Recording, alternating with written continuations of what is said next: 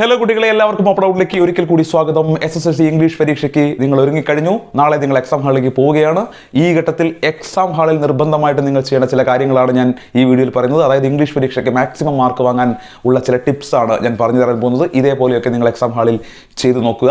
ഞാൻ ഈ പറയുന്ന കാര്യങ്ങൾ എഫക്റ്റീവ് ആണെന്ന് നിങ്ങൾ തോന്നുന്നുണ്ടെങ്കിൽ വീഡിയോയിൽ കിടക്കുന്നതിന് മുന്നേ നിങ്ങൾ SSLC വിദ്യാർത്ഥിയാണെങ്കിൽ തീർച്ചയായിട്ടും ഈ ചാനൽ സബ്സ്ക്രൈബ് ചെയ്യുക. കാരണം എല്ലാ സബ്ജക്റ്റുകളുമായി ബന്ധപ്പെട്ട് ഇതേപോലെ നിരവധി ഉപകാരപ്രദമായ വീഡിയോകൾ ഈ ചാനലിലൂടെ വന്നുകൊണ്ടേയിരിക്കും. സോ നമുക്ക് കാര്യത്തിലേക്ക് കിടക്കാം.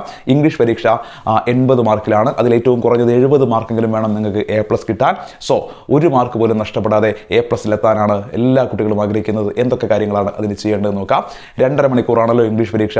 അതിനും 15 മിനിറ്റ് മുമ്പേ, അതായത് കൂൾ ഓഫ് ടൈം ഒരു 15 മിനിറ്റ് നിങ്ങൾക്ക് ലഭിക്കും. 2.5 മണിക്കൂറാണെങ്കിലും മുമ്പേ ഒരു 15 മിനിറ്റ് കൂൾ ഓഫ് ടൈം കിട്ടും. ഈ കൂൾ ഓഫ് ടൈം ഏറ്റവും കൃത്യമായിട്ട് ഉപയോഗിക്കേണ്ട ഒരു എക്സാം ഇംഗ്ലീഷ് പരീക്ഷയാണ്. കാരണം ആ കൂൾ ഓഫ് ടൈമിൽ തന്നെ നിങ്ങൾക്ക് ഒരു 15 മാർക്കിൻ്റെ ഉത്തരങ്ങൾ കണ്ടെത്താൻ ഈസി ആയിട്ട് കഴിയും. മറ്റ് സബ്ജക്റ്റുകളൊക്കെ നിങ്ങൾ കൂൾ ഓഫ് ടൈം കിട്ടിക്കഴിഞ്ഞാൽ ചിലപ്പോൾ നിങ്ങൾ എല്ലാ ചോദ്യങ്ങളൊക്കെ ഒന്ന് വായിച്ച് നോക്കുന്നൊക്കെ ഉണ്ടോ. പക്ഷേ എൻ്റെ ഒരു പേഴ്സണൽ അഭിപ്രായത്തിൽ നിങ്ങൾ ഏറ്റവും നല്ലത് ഈ 15 minute cool off time reading passage എന്ന ആദ്യം വരുന്ന ചോദ്യങ്ങളുടെ ഉത്തരം കണ്ടെത്താൻ വേണ്ടിയിട്ടാണ് ഉപയോഗിക്കേണ്ടത്. നിങ്ങൾക്കറിയാം, റീഡിംഗ് പാസേജ് ടെക്സ്റ്റ് ബുക്കിൽ നിന്നൊരു പാരഗ്രാഫ് കൊടുക്കും, അവിടെ നിന്ന് 5 ചോദ്യങ്ങൾ. പിന്നെ ടെക്സ്റ്റ് ബുക്കിൽ ഒരു പോയം കൊടുക്കും, അതിൽ നിന്നും 5 ചോദ്യങ്ങൾ. പിന്നെ പുറത്ത് നിന്നും, അതായത് ടെക്സ്റ്റ് ബുക്കിൽ അല്ലാതെ പുറത്ത് നിന്നുള്ളൊരു പാരഗ്രാഫ് കൊടുക്കും, അവിടെ നിന്നും 5 ചോദ്യങ്ങൾ. അങ്ങനെ 15 മാർക്ക് ചോദ്യങ്ങൾ ഈ റീഡിംഗ് സെഷനിൽ തന്നെയാണുള്ളത്. ഈ ചോദ്യങ്ങളുടെ ഉത്തരം കണ്ടെത്താനാണ് നിങ്ങൾ ആദ്യം ശ്രമിക്കേണ്ടത്. അതിൽ ആദ്യം നിങ്ങൾ ഉത്തരം കണ്ടെത്തേണ്ടത് പുറത്ത് നിന്നും വരുന്ന, അതായത് ടെക്സ്റ്റ് ബുക്കിൽ അല്ലാതെ പുറത്ത് നിന്നും വരുന്നൊരു പാരഗ്രാഫ് ഉണ്ടെന്ന് പറഞ്ഞല്ലോ, അതിൻ്റെ ഉത്തരങ്ങളാണ് ആദ്യം കണ്ടെത്തുന്നത്. കാരണം ആ പാരഗ്രാഫ് പൂർണ്ണമായിട്ടും 1-2 തവണ അല്ലെങ്കിൽ ഒരു തവണയെങ്കിലും നന്നായി വായിച്ച് ചോദ്യങ്ങളെല്ലാം നോക്കിയാൽ മാത്രമേ നിങ്ങൾക്ക് ഉത്തരം എഴുതാൻ കഴിയൂ. സോ അത് ആദ്യം കണ്ടെത്താനാണ് നിങ്ങൾ നോക്കേണ്ടത്. ഈ ഒരു കൂൾ ഓഫ് ടൈമിൽ ആദ്യത്തെ കുറച്ച് സമയം കൊണ്ട് തന്നെ പാരഗ്രാഫ് വായിച്ച് അതിൻ്റെ ഉത്തരങ്ങൾ കണ്ടെത്തി നിങ്ങൾ കൃത്യമായിട്ട് വെക്കണം.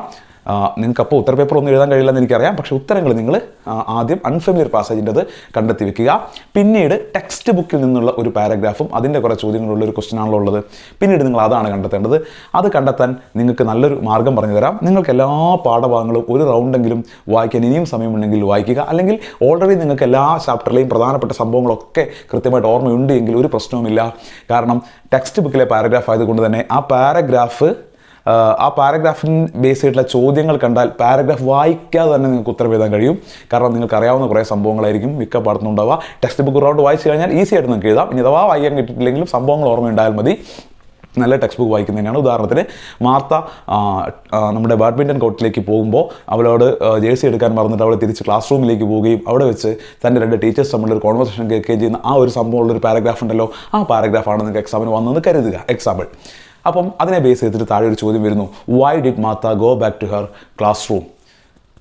നിങ്ങൾക്ക് അതിൻ്റെ ഉത്തരം, എന്തിന് മാർത്ത തിരിച്ച് ക്ലാസ് റൂമിലേക്ക് പോയി? നിങ്ങൾക്ക് പാരഗ്രാഫ് വായിക്കാതെ തന്നെ ഉത്തരം എഴുതാൻ കഴിയില്ലേ? എന്തിനാ? അവൾ ടു ടേക്ക് ഹർ ജേഴ്സി, അവളെ ജേഴ്സി എടുക്കാൻ വേണ്ടിയിട്ടാണ് പോയത്. ആരൊക്കെ തമ്മിലായിരുന്നു അവിടെ ആർഗ്യുമെൻറ്റ് നടന്നത്? അങ്ങനെ ചോദ്യം ഉണ്ടെങ്കിൽ നിങ്ങൾക്കറിയാം സ്മിത്തും ബോഡിയും തമ്മിലായിരുന്നു അവിടെ ആർഗ്യുമെൻറ്റ് നടന്നതെന്ന്. ഇതൊന്നും ആ പാരഗ്രാഫ് വായിക്കാതെ തന്നെ നിങ്ങൾക്ക് ഉത്തരം എഴുതാൻ പറ്റിയ കാര്യങ്ങളല്ലേ? യെസ്. അപ്പോൾ നിങ്ങൾ ആദ്യം ചെയ്യേണ്ടത് എന്താ? ടെക്സ്റ്റ് ബുക്കിലെ പാരഗ്രാഫാണ് നിങ്ങൾ ഉത്തരം എഴുതാൻ അല്ലെങ്കിൽ അതിൻ്റെ ഉത്തരം കണ്ടെത്താൻ ശ്രമിക്കുന്നെങ്കിൽ ആദ്യം ആ ക്വസ്റ്റ്യൻസ് വായിച്ചു നോക്കുക. ക്വസ്റ്റ്യൻസ് വായിക്കുമ്പോൾ അതിൽ കുറേ ചോദ്യങ്ങളുടെ ഉത്തരം നിങ്ങൾക്ക് അപ്പം തന്നെ കിട്ടും, പാരഗ്രാഫ് വായിക്കാതെ തന്നെ. ഇതിൽ ഏതെങ്കിലും ഒരു ചോദ്യത്തിന് ഉത്തരം പാരഗ്രാഫ് വായിച്ചിട്ടേ കിട്ടേണ്ടതുള്ളൂ എങ്കിൽ ആ ഉത്തരം കണ്ടെത്താൻ വേണ്ടിയിട്ട് മാത്രം നിങ്ങൾ പാരഗ്രാഫ് വായിച്ചാൽ മതി. പിന്നെ സ്പെല്ലിംഗ് തെറ്റിപ്പോതിരിക്കാനും ഗ്രാമാറ്റിക്കൽ എറർ വരാതിരിക്കാനും ഒക്കെ നിങ്ങൾക്ക് ആ പാരഗ്രാഫ് ഒന്നുകൂടെ നോക്കിയിട്ട് ഇങ്ങോട്ട് കറക്റ്റ് ഉത്തരം എഴുതാവുന്നേ ഉള്ളൂ. അല്ലാതെ നിങ്ങൾ പാരഗ്രാഫ് വായിക്കേണ്ട ആവശ്യമൊന്നും ടെക്സ്റ്റ് ബുക്കിൽ നിന്ന് വരുന്ന ചോദ്യങ്ങൾക്കില്ല. നിങ്ങൾക്ക് കൃത്യമായിട്ട് പാഠഭാഗത്തിൽ പറയുന്ന എല്ലാ കാര്യങ്ങളും ഓർമ്മയുണ്ട് എങ്കിൽ മാത്രം. ഓക്കെ, അതിനാണ് പറ്റിയാൽ ടെക്സ്റ്റ് ബുക്കും പാഠഭാഗങ്ങളൊക്കെ ഒന്നും കൂടി നോക്കി പോകുന്നത് നല്ലതാണ് എന്ന് ഞാൻ പറയുന്നത്. റീഡിംഗ് പോയവും അതുപോലെ തന്നെ നിങ്ങൾക്ക് ആകെ 5 പോയംസ് മാത്രമേ ഉള്ളൂ. 5 പോയംസും കൃത്യമായിട്ട് വായിക്കുക. എല്ലാ സൈഡ് ക്വസ്റ്റ്യൻസിനും ഉത്തരങ്ങൾ നോക്കുക. മാത്രമല്ല അതിൽ നിന്ന് വരാൻ സാധ്യതയുള്ള ചോദ്യങ്ങളൊക്കെ എടുത്ത് നോക്കുക. എല്ലാത്തിൻ്റെയും റൈം സ്കീമും അതിൽ അലിട്രേഷനോ ഹൈപ്പർബലിയോ അല്ലെങ്കിൽ പേഴ്സണിഫിക്കേഷനോ അങ്ങനെയുള്ള ഏതെങ്കിലും പോയറ്റിക് ഡിവൈസ് ഉപയോഗിച്ചിട്ടുണ്ടെങ്കിൽ അതെല്ലാം ഒന്ന് നോക്കി വെക്കുക. കാരണം നിങ്ങൾക്ക് ഈസി ആയിട്ട് എന്ത് ചെയ്യാൻ പറ്റും? ആ ചോദ്യങ്ങളുടെ ഉത്തരം, റീഡിംഗ് പോയം എന്ന ചോദ്യങ്ങളുടെ ഉത്തരം എഴുതാൻ കഴിയും. അപ്പോൾ കൃത്യമായിട്ട് ആദ്യത്തെ 15 മിനിറ്റ് കൂൾ ഓഫ് ടൈം നിങ്ങൾ ഉപയോഗിക്കേണ്ടത് ഈ റീഡിംഗ് സെഷൻ്റെ ഉത്തരങ്ങൾ കണ്ടെത്താനായിരിക്കണം. ഈസി ആയിട്ട് മാർക്ക് കിട്ടും. കാരണം ഇംഗ്ലീഷ് പരീക്ഷയിൽ സമയം നിങ്ങൾക്കൊരു പ്രശ്നമാണ് എന്നുള്ളത് കൊണ്ട് തന്നെ. പിന്നീട് പരീക്ഷ എഴുതി തുടങ്ങിക്കഴിഞ്ഞാൽ നിങ്ങൾ ഏറ്റവും ആദ്യം എന്ത് ചെയ്യുക? ഈ റീഡിംഗ് സെഷനിലെ ചോദ്യങ്ങളുടെ ഉത്തരമൊക്കെ വേഗം എഴുതി തീർക്കുക. മാക്സിമം വേഗം അത് എഴുതി തീർക്കുക. ഏറ്റവും കൂടുതൽ സമയം സാധാരണ കുട്ടികൾ ചിലവഴിക്കാറ് ഇതിന് വേണ്ടിയിട്ടാണ്. ഇത് വായിച്ച് അങ്ങനെ ഇരിക്കും, ഇത് വായിച്ച് ഉത്തരം കണ്ടെത്താൽ അങ്ങനെ ഇരിക്കും. അത് ഒരുപാട് സമയം എടുക്കുമ്പോൾ നമുക്ക് പിന്നീട് 5 മാർക്കിൻ്റെയും 6 മാർക്കിൻ്റെയും 7 മാർക്കിൻ്റെയും ചോദ്യങ്ങൾക്ക് ഉത്തരം എഴുതാനുണ്ട്, ഗ്രാമർ സെഷൻ ഉണ്ട്. ഇതൊക്കെ ചെയ്യാനുള്ള സമയമാണ് പോകുന്നത്. അതുകൊണ്ടാണ് ഞാൻ പറഞ്ഞത് കൂൾ ഓഫ് ടൈമിൽ തന്നെ ഈ ചോദ്യങ്ങളുടെ ഉത്തരം കണ്ടെത്താനാണ് നിങ്ങൾ ഏറ്റവും ആദ്യം ശ്രമിക്കേണ്ടതും ഏറ്റവും വേഗത്തിൽ നിങ്ങൾ എഴുതി തീർക്കേണ്ടതും. കൃത്യമായിട്ട് എഴുതി തീർത്താൽ നിങ്ങൾക്ക് 15 മാർക്ക് കിട്ടും. പിന്നെ ആൻസർ ഫുള്ള് വിശദീകരിച്ച് എഴുതേണ്ട ആവശ്യമൊന്നുമില്ല. അപ്പോൾ why did Martha go to classroom again? അപ്പോൾ നിങ്ങൾ ചിലപ്പോൾ എങ്ങനെ എഴുതും? Martha went to classroom again to take her jersey എന്ന് ഫുള്ളായിട്ട് നിങ്ങൾ എഴുതാൻ ആവശ്യമില്ല. ജസ്റ്റ് ആൻസർ മാത്രം ടു ടേക്ക് ഹെർ ജേഴ്സി എന്ന് മാത്രം എഴുതിയാൽ നിങ്ങൾക്ക് മാർക്ക് കിട്ടും.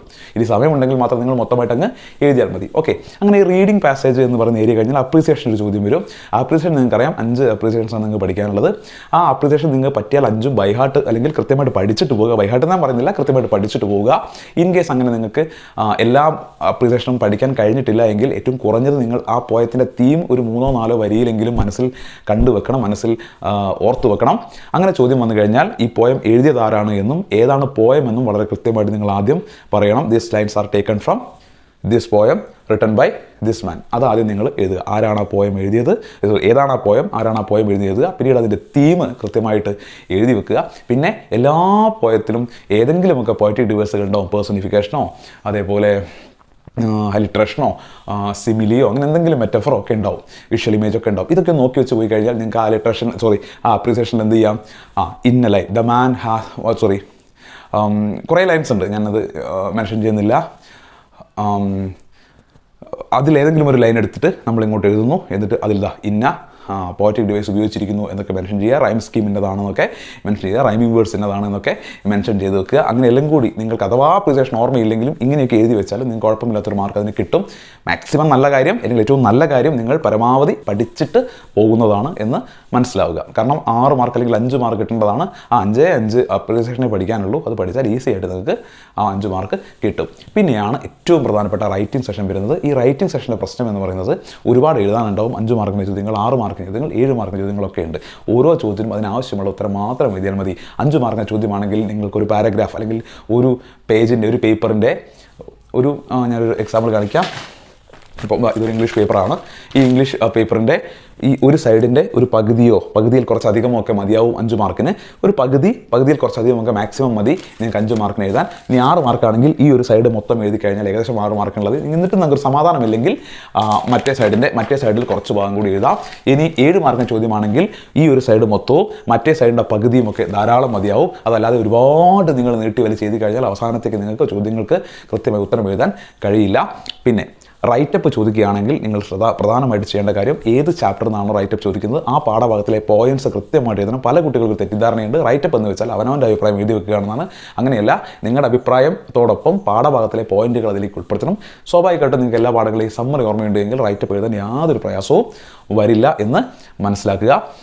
അതേപോലെ പിന്നീട് നറേഷൻ വരുമ്പോൾ, നറേഷനിൽ ഏറ്റവും കൂടുതൽ കുട്ടികൾ തെറ്റിക്കുന്ന ഒരു കാര്യം, നറേഷൻ ആരുടേതാണ് നറേഷൻ ചോദിക്കുക. ഇപ്പോൾ മാർത്തയുടെ ചാപ്റ്ററിൽ നിന്നൊരു നറേഷൻ വരുന്നു.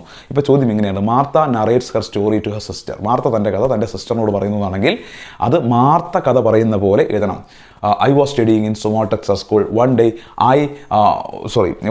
I heard a conversation between my teachers. ഞാൻ എൻ്റെ ടീച്ചേഴ്സ് നമ്മളൊരു കോൺവെർസേഷൻ കേട്ടു. ഞാൻ ടെക്സാസ് സ്കൂളിൽ പഠിക്കുകയായിരുന്നു എന്ന് വേണം എഴുതാൻ. ഇനി അതേസമയം നമ്മളോടോ അല്ലെങ്കിൽ പുറത്തുള്ള മറ്റാരോടെങ്കിലും ഒരാളോടോ മാർത്തയുടെ കഥ നറേറ്റ് ചെയ്യാണ് പറയുന്നതെങ്കിൽ നേരെ തിരിച്ച് നമ്മൾ എന്ത് ചെയ്യണം? നമ്മുടെ പോയിന്റ് ഓഫ് വ്യൂവിൽ പറയണം Martha was studying in small Texas school.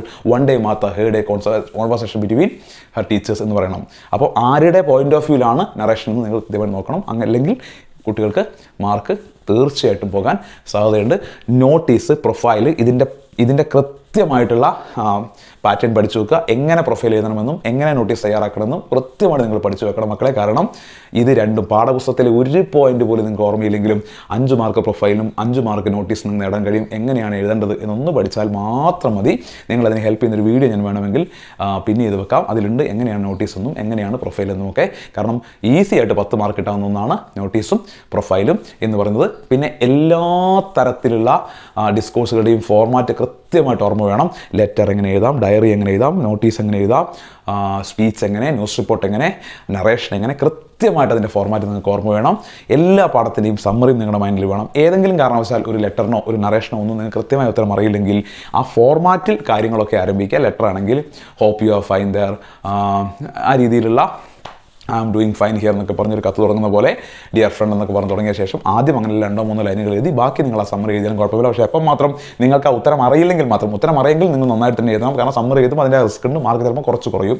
Just summary എഴുതി വെക്കുകയല്ല ഉദ്ദേശിച്ചത്. ആ ലെറ്റർ എഴുതുമ്പോൾ അത് ലെറ്ററിൻ്റെ രൂപത്തിൽ ആ പാഠഭാഗത്തിൻ്റെ കണ്ടന്റും കാര്യങ്ങളും എഴുതി വെക്കുകയാണ് വേണ്ടത്, കൃത്യമായ ചോദ്യം മനസ്സിലാക്കിയിട്ട്. ഏറ്റവും നല്ലത് ലെറ്റർ കൃത്യമായിട്ട് എഴുതുന്നതാണ്. ഒരു രക്ഷയും ഇല്ലെങ്കിൽ മാത്രമേ നിങ്ങൾ ഈ സമ്മറിയുടെ പരിപാടി ഉപയോഗിക്കാവൂ. കൃത്യമായിട്ട് കഥ അവസാനിപ്പിക്കുകയും ചെയ്യണം. ഓക്കെ, ഒരു രക്ഷയില്ലെങ്കിൽ മാത്രമേ നിങ്ങൾ അങ്ങനെ ചെയ്യാവൂ. ഒന്നും എഴുതാതെ പോകരുത്. പിന്നെ ഏറ്റവും പ്രധാനപ്പെട്ട കാര്യം, ഒരു ഡിസ്കോഴ്സ് പോലും നിങ്ങൾ അറ്റൻഡ് ചെയ്യാതെ പോകരുത്. എല്ലാ ഡിസ്കോഴ്സ് ചോദ്യങ്ങൾക്കും എന്തെങ്കിലും ഉത്തരം നിങ്ങൾ ആ ഫോർമാറ്റും അതിൻ്റെ കൂടെ എന്തെങ്കിലും ഒരു ഉത്തരം, നിങ്ങൾക്ക് ഒന്നും അറിയില്ലെങ്കിൽ പോലും എന്തെങ്കിലും ഒരു ഉത്തരം നിങ്ങൾ എഴുതിയിട്ടുണ്ടാവണം. കാരണം ഒരു ഡിസ്കോഴ്സ് നിങ്ങൾ എഴുതാതെ വിട്ടാൽ 5 മാർക്കായിരിക്കും ഏറ്റവും കുറഞ്ഞത് നിങ്ങൾക്ക് നഷ്ടപ്പെടുക. മറിച്ച് നിങ്ങൾ അതിൽ എന്തെങ്കിലും എഴുതിയിട്ടുണ്ടെങ്കിൽ, നിങ്ങൾക്ക് ഒന്നും അറിയാത്തതാണെങ്കിൽ പോലും നിങ്ങൾ എന്തെങ്കിലും എഴുതിയിട്ടുണ്ടെങ്കിൽ നിങ്ങൾക്ക് 2-3 മാർക്ക് വരെയെങ്കിലും അതിന് കിട്ടാനുള്ള സാധ്യതയുണ്ടെന്ന് മനസ്സിലാക്കുക. ഒരു കാരണവശാലും എഴുതാതെ പോരരുത്. ഓക്കെ, പല കുട്ടികളും അങ്ങനെ ചെയ്യാറുണ്ട്. സമയമില്ലാത്തതുകൊണ്ടൊക്കെ, സമയമില്ലെങ്കിൽ പോലും അവസാനത്തെ 1 മിനിറ്റ് എഴുതുമ്പോഴും ആ 1 മിനിറ്റ് കൊണ്ട് 4 വരിയെങ്കിൽ 4 വരി ആ ഡിസ്കോഴ്സ് അതിൻ്റെ ഫോർമാറ്റിൽ നിങ്ങൾ എഴുതി വെച്ചേക്കണം. അല്ലാതെ ഒരു ഡിസ്കോഴ്സ് പോലും നിങ്ങൾ മിസ് ചെയ്യാൻ പാടില്ല. അതും കൃത്യമായിട്ട് മനസ്സിലാക്കുക. പിന്നെയുള്ളൊരു പ്രധാനപ്പെട്ട കാര്യം എന്ന് പറയുന്നത് ലാസ്റ്റ് ഗ്രാമറാണ്. അവിടെ നമുക്ക് ഒരു ട്രിക്കും ഒരു ടിപ്പും അവിടെ വർക്കാവില്ല. ഗ്രാമറിന് നിങ്ങൾ പഠിച്ചേ പറ്റൂ. ഗ്രാമർ ചോദ്യങ്ങൾ കൃത്യമായിട്ട് പഠിക്കണം. അല്ലാതെ നിങ്ങൾക്ക് ഗ്രാമർ അറ്റൻഡ് ചെയ്യാൻ കഴിയില്ല. മിക്കപ്പോഴും ഗ്രാമർ സിമ്പിളായിട്ടാണ് വരിക. അല്ലാതെ ഗ്രാമർ നമുക്കൊരു ടിപ്പും ഇവിടെ പറഞ്ഞു തരാനില്ല. ഉത്തരമായിട്ട് എഴുതുക. പിന്നെ അവിടെ ഒരു കാര്യം നിങ്ങൾക്ക് പറഞ്ഞു തരാനുള്ളത്, നിങ്ങൾക്കിപ്പം എഡിറ്റിങ്ങിൻ്റെയും ഫിൽ ഇൻ ദി ബ്ലാങ്ക്സിൻ്റെയൊക്കെ ചോദ്യം വരുന്ന സമയത്ത്, അല്ലെങ്കിൽ കംപ്ലീറ്റ് ദി കോൺവെർസേഷനൊക്കെ ചോദ്യം വരുന്ന സമയത്ത്, എഡിറ്റിങ്ങിൽ ഒരു മിസ്റ്റേക്ക് ഉണ്ടെങ്കിൽ അത് അണ്ടർലൈൻ ചെയ്തിട്ടുണ്ടാവും, അല്ലെങ്കിൽ ബോൾഡായിട്ട് ചെയ്തിട്ടുണ്ടാവും. അവിടെ ABCD എന്ന് കൃത്യമായിട്ട് മാർക്ക് ചെയ്തിട്ടുണ്ടെങ്കിൽ ആൻസർ നിങ്ങൾ ABCD എന്നിട്ട് അതിൻ്റെ ആൻസർ മാത്രം, ആ വേർഡ് മാത്രം ആൻസറായിട്ട് എഴുതിയാൽ മതി. ഉദാഹരണത്തിന് വെൻറ്റ് എന്നുള്ള വേർഡ് തെറ്റായിട്ട് കൊടുത്തിരിക്കുന്നു, വെൻറ്റ് അണ്ടർലൈൻ ചെയ്തിരിക്കുന്നു, അവിടെ A എന്ന് എഴുതിയിട്ടുണ്ട്. അപ്പോൾ നിങ്ങൾ വെൻറ്റിന് വരെ ഗോ ആണ് ഉത്തരമെങ്കിൽ A എന്ന് എഴുതി ഗോ എന്ന് മാത്രം ഉത്തരം എഴുതിയാൽ മതി. എന്നാൽ അതേസമയം ABCD എന്നൊന്നും എവിടെയും കൊടുത്തിട്ടില്ല, ജസ്റ്റ് പാരഗ്രാഫ് കൊടുത്തു, ബോൾഡായിട്ട് മിസ്റ്റേക്ക് ഉള്ള വേർഡ്സ് മാത്രമേ കൊടുത്തിട്ടുള്ളൂ എങ്കിൽ ആ പാരഗ്രാഫ് നിങ്ങൾ അതേപോലെ ആൻസർ പേപ്പറിലേക്ക് എഴുതേണ്ടി വരും. പക്ഷേ അവിടെ ശ്രദ്ധിക്കേണ്ട കാര്യം, എവിടെയൊക്കെയാണോ കറക്റ്റ് ആൻസർ നിങ്ങൾ എഴുതിയത്, എവിടെയൊക്കെയാണോ നിങ്ങൾ എഡിറ്റിങ്ങിൽ തിരുത്തിയത്, അവിടെയെല്ലാം നിങ്ങൾ അണ്ടർലൈൻ ചെയ്തിരിക്കണം. കൃത്യമായിട്ട് നിങ്ങൾ അണ്ടർലൈൻ ചെയ്തിരിക്കണം. അത് അവിടെ മാത്രമല്ല, ഫിൽ ഇൻ ദി ബ്ലാങ്ക്സ്, ഈ ഓൺ, ഇൻ, ഓഫ് പോലെ പ്രൊപ്പോർഷൻ ചേർക്കേണ്ട ആൻസറുകൾ വരുന്നത് ഇത് തന്നെ. ABCD എന്ന് കൊടുത്തിട്ടുണ്ടെങ്കിൽ Aയും Bയും Cയും Dയും ഇട്ടിട്ട് നിങ്ങൾ ആൻസർ എഴുതിയാൽ മതി. ഇല്ല എങ്കിൽ നിങ്ങൾ എന്ത് ചെയ്യണം, വളരെ കൃത്യമായിട്ട് ആ ആൻസർ എഴുതുമ്പോൾ അണ്ടർലൈൻ ചെയ്യണം. അല്ലാതെ ABCD കൊടുത്തിട്ടുണ്ടെങ്കിൽ ABCD ഇട്ട് മാത്രം നിങ്ങൾ ഉത്തരം എഴുതുക, പാരഗ്രാഫ് മൊത്തം എഴുതാൻ പോകരുത്. കാരണം നിങ്ങൾക്ക് വലിയ സമയം അതുകൊണ്ട് നഷ്ടപ്പെടും. അതില്ലെങ്കിൽ മാത്രമേ നിങ്ങൾ പാരഗ്രാഫ് അങ്ങോട്ട് എടുത്ത് എഴുതാവൂ. ഇത് കംപ്ലീറ്റ് കോൺവെർസേഷനും അങ്ങനെ തന്നെയാണ് ചെയ്യേണ്ടത്. ABCD എന്ന് കൊടുത്തിട്ടുണ്ടെങ്കിൽ ABCD എന്ന് പറഞ്ഞ ആൻസർ മാത്രം എഴുതുക. അത് കൊടുത്തിട്ടില്ലെങ്കിൽ മാത്രമേ നിങ്ങൾ പൂർണ്ണമായിട്ട് ആ ഉത്തരം മൊത്തം ക്വസ്റ്റ്യൻ ഉള്ളതും കൂടി എടുത്ത് എഴുതാവൂ. അവിടെയും നിങ്ങൾ ആൻസർ കൃത്യമായിട്ട് അണ്ടർലൈൻ ചെയ്യണം. ഇത് SSLC പരീക്ഷ, ഇംഗ്ലീഷ് പരീക്ഷ എഴുതുമ്പോൾ നിങ്ങൾ ശ്രദ്ധിക്കേണ്ട പരമാവധി മാർക്ക് നിങ്ങൾക്ക് സ്കോർ ചെയ്യാൻ വേണ്ടിയിട്ടുള്ള ചില എക്സ്ട്രാ ടിപ്പുകളാണ് പറഞ്ഞു തന്നിട്ടുള്ളത്. ഇതെല്ലാം നിങ്ങളൊന്ന് വർക്കൗട്ടാക്കി നോക്കുക. കാരണം ഒരു തരത്തിലും നമുക്ക് മാർക്ക് നഷ്ടപ്പെടാൻ കഴിയില്ല ഇംഗ്ലീഷിന്. ആ റിസ്ക്കും നമുക്ക് കഴിയില്ല. അതുകൊണ്ടാണ് ഈ ചെറിയ കാര്യങ്ങൾ പോലും ഞാൻ ഈ വീഡിയോയിൽ നിങ്ങൾക്ക് പറഞ്ഞു തന്നിട്ടുള്ളത്. പരമാവധി കൂട്ടുകാർക്ക് ഈ വീഡിയോ ഷെയർ ചെയ്യുക. വീണ്ടും കാണാം. Thank you.